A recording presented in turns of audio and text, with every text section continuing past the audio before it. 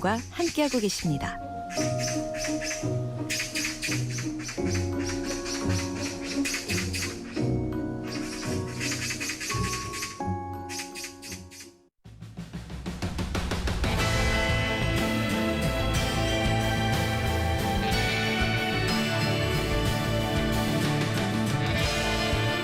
네, 뉴스 쟁점들 깊숙이 들어가서 분석해 보겠습니다. 오늘은 중앙일보 정치부 윤성민 기자와 함께합니다. 어서 오십시오.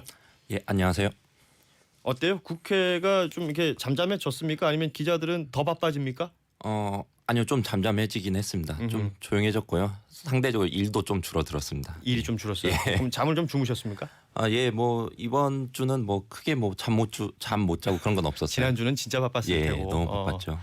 그렇습니다. 이게 뭐 기자들의 어떤 수면 시간을 확인해 보면, 국회 출입 기자들의 수면 시간을 확인해 보면 예. 국회가 어떤 상황인지를 잘 알 수 있을 것 같은데, 우리 윤성민 기자와 함께 뉴스들 보죠. 첫 번째 뉴스부터 시작하겠습니다. 여러분 안녕하십니까. 며칠 동안의 진통 끝에 국회에서 신속 처리 안건으로 지정된 법안에 대해서 문무일 검찰총장이 오늘 민주주의 원리에 반하는 거란 입장을 내놨습니다. 문 총장은 해당 논의에 우려를 금할 수 없다며 현재의 법안은 견제와 균형이라는 민주주의 원리에 반한다고 밝혔습니다. 경찰이 수사 개시권은 물론 수사 종결권까지 갖게 되고 정보 수집 권한까지 유지할 경우 권한이 지나치게 비대해진다는 점을 지적한 걸로 보입니다. 자, 검찰총장 문무일 총장이 뉴스의 중심에 섰습니다. 지금 국회에서 지금 지정이 된 패스트트랙, 여야 4당이 패스트트랙에 태웠던 여러 안건들이 뭐 크게 세 가지가 있는데, 그 중에서도 특히 검경 수사권 그리고 공수처 법안 등에 대해서 비판을 한 거예요. 예, 그렇습니다. 문무일 총장이 지금 해외 방문 중이거든요. 그렇죠. 그런데 대검찰청 대변인실을 통해서 입장을 발표했는데 그 입장을 간단히 요약을 하면 이렇습니다. 그 현재 신속 처리 안건, 그러니까 패스트 트랙으로 지정된 법률안들은 견제와 균형이라는 민주주의 원리에 반한다, 이렇게 밝혔는데요. 네. 그러니까 문무일 총장이 이렇게 강도 높게 비판한 것은 사실상 그 검경 수사권 조정안이 핵심이거든요. 네. 왜 그러냐면 이 내용을 좀 보면 검찰의 수사 지휘권을 폐지하고 네. 경찰이 1차 수사권과 종결권을 갖도록 하는 거가 핵심인데, 그러니까 결국은 검찰의 권한을 줄이고 경찰의 권한을 늘리는 내용이거든요. 그러다 보니까 아무래도 검찰총장 입장에서는 반발할 수 있는 것이죠. 그러니까 검찰총장 입장에서는 이제 불편할 수 있겠죠. 뭐 개인의 어떤 철학이나 이런 것도 있겠지만 조직의 논리라는 게 또 있을 테니까. 예, 그렇죠. 검찰이 그동안은 이제 경찰이 수사를 하더라도 이 모든 걸 지휘를 했었고, 기소권이라는 것, 또 수사권과 종결권이라는 뭐 어려운 단어들이 나오는데, 예. 이런 모든 것들을 검찰이 독점하고 있었던 거잖아요. 예, 그렇죠. 이런 것들이 좀 검찰의 권한이 약해지고 경찰의 어떤 지위가 올라가는 듯한 검경 수사권 얘기가 되니까 이 문무일 총장이 좀 이런 반발을 한 것인데, 청와대 반응이 나왔죠. 아니요. 청와대의 공식 반응은 안 나왔습니다. 그러니까 안 나왔다는 게 반응인 거예요. 예, 안 나온 게 반응이죠, 사실. 예. 근데 그 기자들이 취재한 내용을 보면 네. 청와대 관계자가 좀 당혹스러운 분위기를 전달하기도 했어요. 아, 그래요? 예, 그러니까 결국 모양새가 문무일 총장이 청와대 입장에 반기를 든 모양새다 보니까 이건 검찰의 조직 이기주의다. 그러면서 청와대 내부는 좀 당혹스럽다. 뭐 이런 입장을 전달하기도 했습니다. 정치권 반응은 어떻습니까? 민주당 이재정 대변인은 국민적 요구를 반영한 개혁안에 검찰도 전향적으로 부응해야 한다, 이렇게 논평을 내놨고요. 그리고 바른미래당, 민주평화당, 정의당, 그러니까 민주당과 함께 검경 수사권 조정을 함께 추진하는 네. 정당들은 부적절한 처신이다, 이렇게 비판했습니다.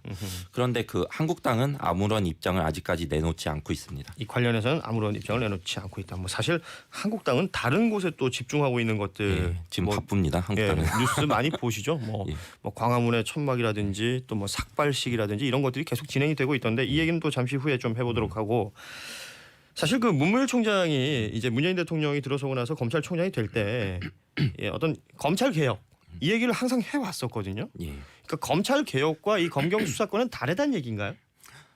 예, 좀 다르게 봤죠, 기본적으로. 그러니까 문무일 총장이 2017년 7월에 취임했는데 검찰의 권한을 분산하는 검찰 개혁은 추진을 해왔어요.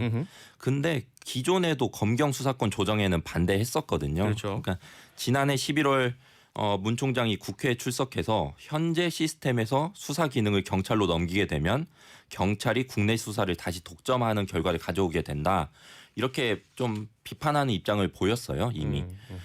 그리고 또 봐야 될 게 이런 가운데 국회에서 검경 수사권 조정안이 그 논의가 되면서 검찰 내부의 반발도 좀 커졌거든요. 네. 그러니까 문물 총장이 지난달 26일 그 대검 간부 회의를 소집했다고 하는데 거기에서 총장이 나서서 법안의 불합리성을 지적해야 된다. 뭐 이렇게 검사들이 많이 말을 했다고 해요. 그러니까 회의에서 이제 일반 검사들이나 부장 검사들이 총장이 앞에 나서주라. 예. 그러다 보니까 해외 출장 중인데도 불구하고 문무일 총장이 부랴부랴 입장을 표명한 것으로 보입니다. 네. 예. 그리고 문무일 총장이 이제 곧 귀국을 할 텐데 그렇죠. 사표를 제출할 거라는 이런 관측도 있고 아니면 또 계속 이어서 수사권 조정안을 놓고 힘겨루기를 할 거다 이런 관측도 나오고 있습니다. 저 사표 제출이 되겠느냐, 힘겨루기가 되겠느냐, 뭐 이런 부분들을 또 눈여겨봐야 될 텐데 어찌됐건 검찰의 수장이 정부나 여당이 추진하고 있는 이 어떤 안에 대해서 이 패스트트랙에 대해서 비판적 입장을 밝힌 거잖아요. 예. 그러면 예상되는 반응들이나 파장들이 있을 거 아닙니까? 예, 파장이 적지 않을 텐데 우선 그러니까 문무일 총장이 반발했다는 이것도 크지만 어제 민주당 내부에서도 또 반발이 좀 나왔어요. 아, 그래요. 그러니까 조홍천 민주당 의원이 검찰 출신이죠. 예, 그렇죠.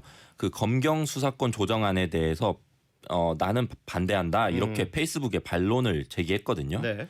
그러니까 이 금태섭 의원이 기존의 검경 수사권 조정안에 대해서 반대하기도 했었거든요. 공처법이랑. 금태섭 의원도 검찰 출신입니다. 예, 그러니까 두 번째로 지금 반발이 나온 건데, 그러니까 조홍천 의원이 뭐라고 했냐면 검경 수사권 조정에 당초 취지와는 정반대로 결론이 났다. 그렇기 때문에 현재 검경 수사권 조정안에 대해서는 반대한다. 뭐 이렇게 밝혔습니다. 네. 그러니까 상황이 이렇다 보니까, 그러니까 검찰총장도 반발하고 민주당 당 내부에서도 반발이 나오다 보니까 국회 입법 과정에서 좀 파장이 예상되는데 그렇다고 해도 크게 뭐 법안이 바뀌거나 그러진 않을 것 같아요. 제 생각에는. 아, 네. 예, 왜 그러냐면 지난해 11월에도 문무일 총장이 반발했는데도 불구하고 검경 수사권 조정안이 패스트트랙 법안으로 추진된 것을 볼 때 뭐 큰 폭의 변화는 없을 걸로 저는 예상합니다. 그렇습니다. 우리 윤석민 기자 예상도 있는데 지금 말씀하신 게 조홍천, 금태섭 모두 이제 민주당 의원들인데 검사 출신들이란 예. 말이에요. 그렇다면 이제 경찰 출신들의 국회의원들이 있습니다. 뭐 표창원 의원이나 권은희 의원이나 등등 이들의 또 반응은 어떨지 예, 또 앞으로 반응을 내놓을 가능성이 높아요. 이런 것도 보는 것도 좀 의미가 있겠습니다.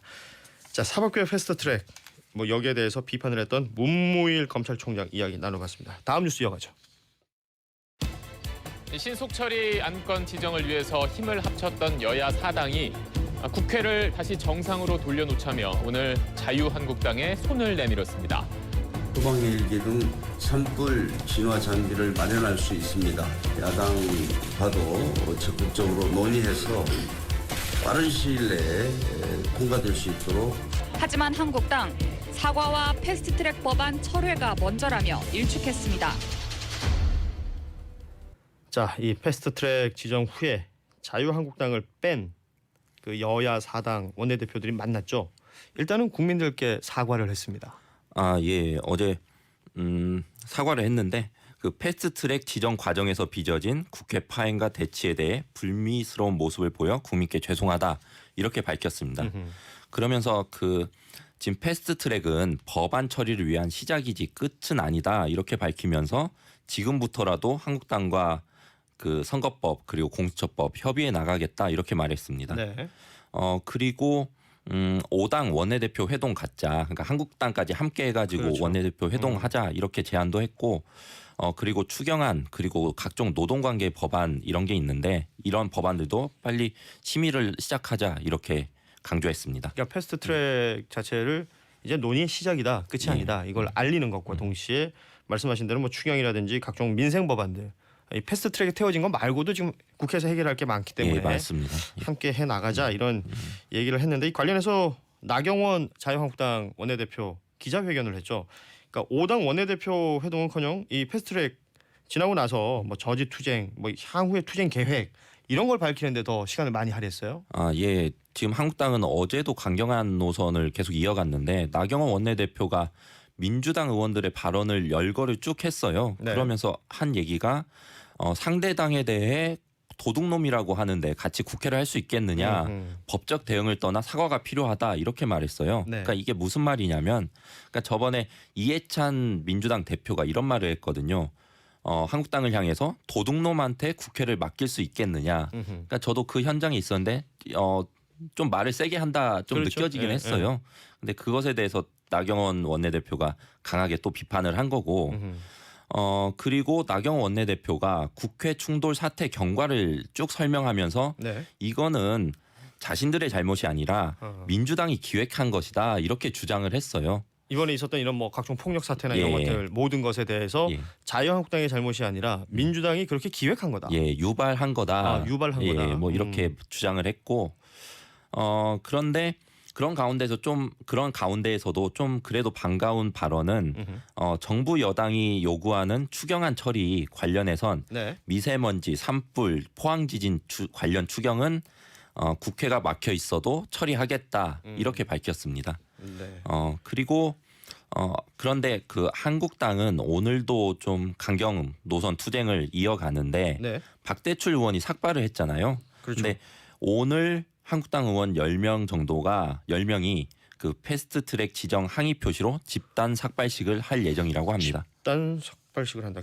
김태흠 의원이 여기 위원장을 맡았더라고요. 뭐 삭발 예. 무슨 위원회가 있던데 위원장도 있고 무슨 이게 공문이 공개된 거 보니까 무슨 흰색 와이셔츠를 입고 와라. 예. 뭐 그리고 삭발 도우미를 대동해야 된다. 예. 이런 내용들의 공문을 봤는데 좀 뭐랄까 이렇게 공문까지 만들어서 삭발을 한다는 건 이건 저항의 의미를 예. 뭐 계속해서 자기들은 주장하겠다라는 얘기로 보이는 것 같고요. 그 얘기 관련해서 이제 광화문에 그 천막 농성장 뭐 혹은 뭐 천막 당사 이런 표현들도 썼는데 이게 지금 계획이 무산될 것 같다라는 얘기가 있잖아요. 예. 지금 광장 사용 허가권은 서울시가 갖고 있거든요. 네. 근데 서울시가 불허하겠다 이렇게 입장을 밝혔기 때문입니다. 그러니까 서울시 설명을 보면 서울시는 그 광화문 광장은 시민의 건전한 여가 선용과 문화 활동 등에 맞게 사용해야 된다. 이런 조례가 있다고 해요. 네. 그러니까 이런 조례를 제시하면서 자유한국당이 치겠다고 한 천막 당사는 이에 맞지 않는 그 정치적 목적의 시설물이다. 그래서 허가할 수 없다. 이렇게 밝혔습니다. 네. 그리고 박원순 시장이 또 페이스북에 글을 올렸어요. 광장을 짓밟는 것은 결코 좌시하지 않겠다. 서울시의 허가 없이 광장을 점거하는 것은 불법이다. 이렇게 강조했습니다. 박원순 시장도 지금 해외 출장 중인데 또 SNS를 통해서 이렇게 입장을 밝혔습니다. 자, 뭐 국회가 패스트트랙 지정 이후에도 굉장히 뭐 이 일 저 일 많은데 이런 내용들 앞으로도 계속 뉴스가 나올 것으로 보이네요. 뉴스 나오는 대로 또 우리 윤성민 기자하고 분석을 해보도록 하고 다음 뉴스로 이어가죠. 세월호 참사 특별조사위원회가 황교안 한국당 대표를 조사하기로 결정했습니다. 법무부 장관이 세월호 수사 과정에 방해와 외압을 행사했는지 밝혀달라는 것이었습니다. 각하 사유의 어느 하나도 지금 해당이 안 되기 때문에 이것은 조사 개시를 해야 되는데 사회적 참사 특별조사위원회 이곳에서 세월호 참사 수사 방해 의혹과 관련해서 자유한국당 황교안 대표를 조사하기로 결정을 했군요. 예, 그렇습니다. 특조위가 지난달 30일 전원회의를 열고 의결한 건데 네. 그러니까 이거는 저번에 기사 보셨으면 아실 거예요. 그러니까 4.16 연대라는 데가 있는데 거기에서 요청한 내용입니다. 그러니까 황교안 대표를 수사해야 한다. 예. 그러니까 2014년 세월호 참사 당시 법무부 장관이던 그 황교안 현 한국당 대표가 세월호 수사 과정에서 방해와 외압을 행사했는지 조사해달라 이렇게 4.16 연대가 요청했는데 네. 이것을 특조위가 의결한 겁니다.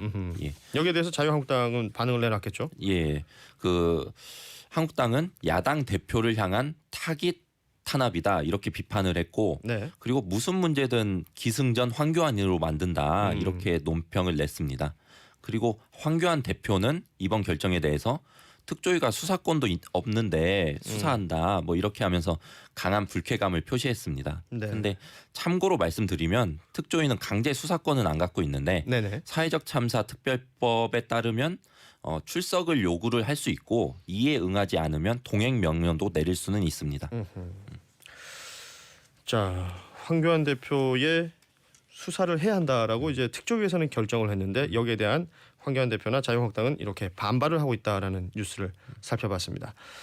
자, 사실 그리고 국회 내에서도 이 패스트트랙 얘기만 계속해서 나왔었기 때문에 좀 묻혀 있었던 예. 얘기가 될 수도 있을 텐데 여당 더불어민주당의 원내 지도부를 이끌 차기 원내대표 선거가 이제 뭐 곧 다가오죠. 다음 예, 주 수요일인가요? 예, 맞습니다. 얼마 안 남았어요. 우리 지금 윤석민 기자가 여당을 출입하고 있으니까 누구보다 취재가 많이 됐을 텐데 이번 그 여당 원내대표 경선의 어떤 의미부터 한번 짚어보죠. 예, 지금 홍영표 원내대표가 지금 원내대표를 맡고 있잖아요. 네. 근데 지금 원내대표와 차기 원내대표는 입장 자체가 좀 다릅니다. 그러니까 아니 역할 자체가. 역할이. 예. 왜 그러냐면 차기 원내대표는 내년 4월 총선을 이끌어야 되거든요. 그러다 보니까 야전 사령관 역할이 있는 것이고 그렇죠. 그리고 여기 이거 플러스 그리고 차기 원내대표가 지금 패스트트랙 전국에서 이 얼어붙은 전국을 풀어나가야 하는 역할이 큽니다. 그러니까 네. 야당하고 협상을 해야 되는 그러니까 이 강대강 대치를 풀어나가야 하는 막중한 임무가 있다 이렇게 그렇죠. 말할 수 있습니다. 그러니까 총선을 이끌어야 되고 그 지금 뭐 야당이랑 워낙에 이제 경색이니까 예. 이것도 풀어나가야 되는 협상력도 있어야 되고. 자, 아무튼 지금 후보가 3명이 나왔습니다. 3파전 이게 예상이 되는데 다들 삼선 의원이고요. 예. 누구인지 한번 보죠. 그저께 기호가 결정이 됐어요. 그러니까 1번이 이인영 의원, 네. 2번이 노웅래 의원, 3번이 김태년 의원입니다. 그러니까 좀 한 명씩 좀 간단하게 설명을 드리면 네. 이인영 의원은 지난달 21일 가장 먼저 출마 선언을 했어요. 그러니까 이인영 의원은 민평년 출신이고 네. 김근태 의원을 따랐던 김근태계 출신입니다. 그리고 노웅래 의원은 세 번째 이번 원내대표 선거에 도전을 하고요. 그러고 보니까 참 자주 나왔네요. 예, 많이 나오셨습니다. 예. 그리고 MBC 기자 출신이고 그리고 세 번째 후보는 김태년 후보인데 정책위 의장 출신이에요. 바로 그렇죠. 직전. 예. 그리고 민주당 내에서 정책 통으로 통합니다. 예. 또 뭐 소위 말하는 친문을 대표한다 이런 얘기도 김태년 의원께는 얘기가 지금 되고 있죠. 예, 예. 그러니까 김근태계의 이인영이냐 또 뭐 친문의 김태년이냐 또 혹은 그 모든 걸 아우를 수 있는 노웅래냐 뭐 예. 이런 얘기를 하고 있는데 이 관련해서 뉴스들이 앞으로 계속 있겠죠. 예. 우리 윤석민 기자가 여당을 출입하니까 관전 포인트를 한번 짚어주시면 좋을 것 같아요. 예. 이 관전 포인트가 여러 가지 있는데 네. 좀 제가 말하고 싶은 거는 그러니까 차기 원내대표는 내년 총선을 주의한다고 했잖아요. 그렇죠. 그러다 보니까 이번 원내대표 선거에서 투표하는 민주당 의원들이 공천에 신경을 쓰지 않을 수가 없어요. 나의 이 한 표가 나의 공천에 도움이 예. 되느냐 그렇지 않느냐. 예. 그러니까 공천에 가장 막중한 영향력을 발휘하는 사람은 당대표긴 하지만 이것을 견제하고 그럴 수 있는 사람은 원내대표거든요. 네. 그러다 보니까 어떤 후보가 자신의 공천에 더 유리한가 이렇게 민주당 의원들은 판단할 수밖에 없어요. 네. 그러니까 이것을 좀 보려면 선거 구도를 봐야 되는데 네. 그러니까 우선 김태년 의원은 그 친문색이 강합니다. 그러니까 당 지도부가 친문으로 강화되는 게 맞다. 뭐 이렇게 말한 적도 있거든요. 네. 그리고 이해찬계로 분류가 됩니다. 현 대표와 또 예. 당권파죠. 사실 그러니까 당내 주류 친문과 당권파의 지지를 받고 있습니다. 그 김태년 의원은. 네. 근데 반대로 이렇게 생각하는 의원들이 좀 많이 있어요. 내년 총선에서 이해찬 대표와 김태년 원내대표 체계로 가면 친문 중심으로 공천이 이루어진다. 네. 그러면 대거 물갈이가 될 것이다. 그러면서 중진 의원, 비주류 의원 그리고 비당권파 의원들은 좀 물갈이 대상이 될 수도 있기 때문에 아무래도 이인영 의원과 노웅래 후보를 지지하는 경향이 좀 더 강합니다. 그러니까 한쪽으로 너무 쏠리는 것을 그 의원들 스스로가 좀 뭐랄까 견제한다 이렇게 볼 수가 있는 건가요? 예, 그렇죠. 이해찬 김태년 체계가 되면 친문 중심으로 너무 쏠릴 수 있다. 그렇기 때문에 견제하는 의미에서 이인영, 노웅래 의원을 좀 밀고 있는 측면이 있습니다. 그 뭐 이렇게 기자의 어떤 개인적인 의견을 묻기는 좀 그렇습니다만 예. 기자들끼리 모여 앉으면 야 당연히 누가 될 것 같아 뭐 이런 예. 얘기들 할 거 아니에요. 그러니까 의원들과 식사를 하는 경우가 많은데 음흠. 가장 많이 하는 얘기가 원내대표 누가 될 것 같냐 음흠. 이런 얘기예요. 네. 그런데 지금 판세를 좀 보면 초반에는 김태년 의원이 앞서고 있다는 의견들이 많았거든요. 네. 근데 지금은 좀 다릅니다. 그러니까 이인영 의원이 많이 치고 올라왔다. 이인영 의원과 김태년 의원이 좀 비슷한 추세로 가고 있고 좀 이인영 의원이 앞서고 있다 이런 의견도 꽤 많습니다. 5월 8일 다음 주 수요일이면 민주당 그 원내대표 경선이 펼쳐지게 되는데 그때 결과는 나오겠죠. 과연 누가 정부 여당을 또 이렇게 대표하게 될지 원내에서 대표하게 될지 지켜보는 것도 관전 포인트가 될 것 같네요. 짧게 하나만 더 볼게요. 그러니까 당정청, 민주당, 정부, 청와대가 그러니까 강원도 산불 피해 복구를 위한 추경 예산 투입을 결정을 했어요. 예, 어제 당정청 회의가 열렸는데 아침 일찍 얼마나 지금 강원도 산불 피해 복구를 위해서 투입할지 이게 궁금하실 텐데 그렇죠.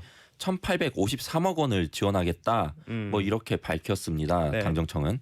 그리고 민주당 조정식 정책위 의장이 산불 피해 복구를 위해 편성된 추경 예산 940억 원을 국회 통과 즉시 집행하겠다 이렇게 밝혔고요. 네. 그리고 산불 피해 관련해서 국민성금 470억 원이 모금이 됐어요. 근데 이것을 전액을 피해 주민을 위해 사용하겠다 뭐 이렇게 말을 했습니다.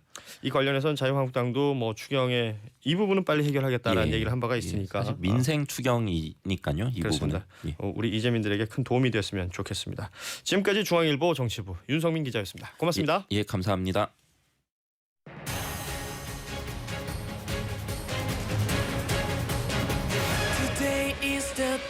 투데이 오늘 뉴스가